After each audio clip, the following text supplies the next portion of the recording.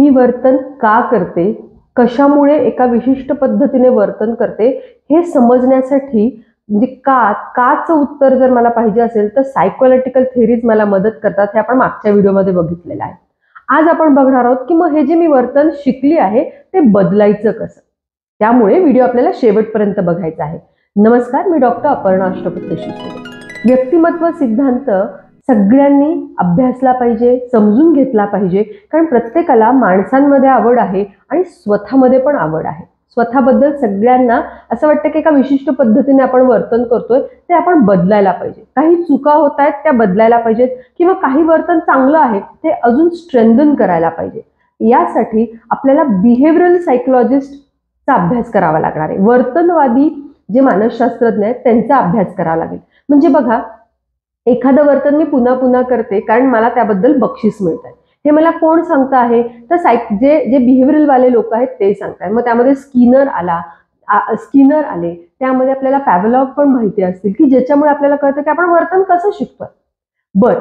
हे नुसतं तेवढंच अवलंबून आहे का? म्हणजे मला जर का राग आल्यानंतर मी चिडचिड करत असेल तर माझ्या लक्षात येतं की चिडचिड करणं चुकीचं आहे, मला हे बंद करायचं आहे.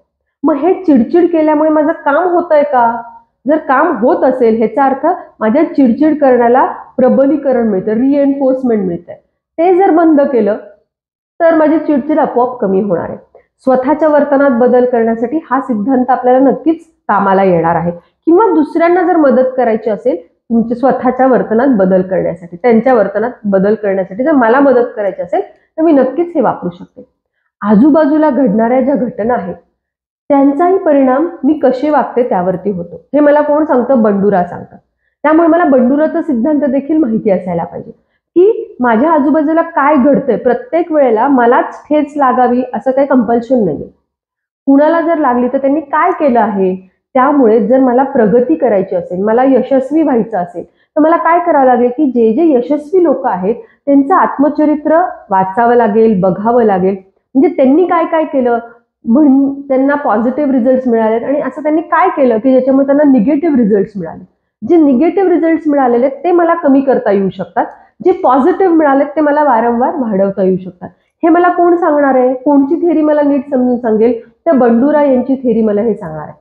आक्रमकतेविषयी देखील मला जाणून घ्यायचं असेल, मला त्यामध्ये बदल करायचा असेल, माझ्या लक्षात येते की माझं वर्तन जे आहे ना ते बरोबर नाही होते, त्यावेळेला नाही कळत, पण थोड्या वेळानंतर आपल्या लक्षात यायला लागतं की अरे हे मी जरा चुकलोच, हे मला असं नव्हतंच करायला पाहिजे.